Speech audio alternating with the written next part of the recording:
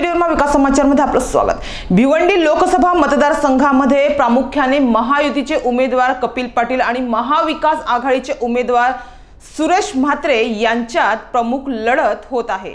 त्यामुळे या मतदारसंघात सलग तिसऱ्यांदा भाजपच्या उमेदवार निवडून येणार की तुतारीचा आवाज घुमणार हे येत्या 4 जूनला स्पष्ट होईल।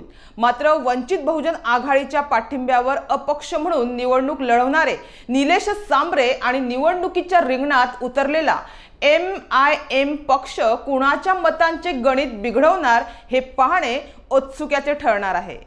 त्याशिवाय महाविकास आघाडीमधील स्थानिक काँग्रेस नेत्यांच्या नाराजीचा फटका त्यांच्याच आघाडीच्या उमेदवाराला बसणार का याबाबत चर्चा आहे। भिवंडी लोकसभा मतदारसंघामध्ये एकूण 27 उमेदवार निवडणुकीच्या रिंगणात असले तरी महायुती आणि महाविकास आघाडीमध्ये चुरशीची लढाई होण्याची शक्यता आहे।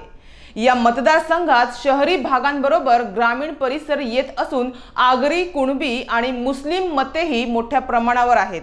ही मते आपल्याकडे खेचण्यासाठी उमेदवारांमध्ये जोरदार रस्सीखेच चालू असली तरी वंचित बहुजन आघाडीच्या पाठिंब्यावर अपक्ष उमेदवार निलेश सांबरे निवडणूक लढवत आहेत। निवडणुकीच्या आधी आणि निवडणूक जाहीर झाल्यापासून सांबरे यांच्याकडून जोरदार शक्ती प्रदर्शन करण्यात येत आहे। विशेष म्हणजे मागील निवडणुकीमध्ये वंचितच्या उमेदवाराला 51,000पेक्षा जास्त मते मिळाली होती। त्यामुळे सांबरे यांना किती मते मिळतात हे पाहणे महत्त्वाचे आहे।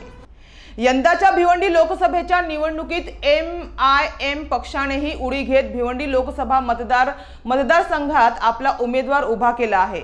त्यामुळे सांबरे यांच्यासह MIMच्या उमेदवारांमुळे अन्य कोणत्या उमेदवाराला फायदा होणार किंवा कोणाला फटका बसणार याकडे सर्वांचं लक्ष लागलंय। एकंदरीत मतांच्या जुडवाजुडवीमध्ये मतदार कोणाच्या पारड्यात भरभरून मते टाकणार हे चित्र मतमोजणीनंतरच स्पष्ट होईल।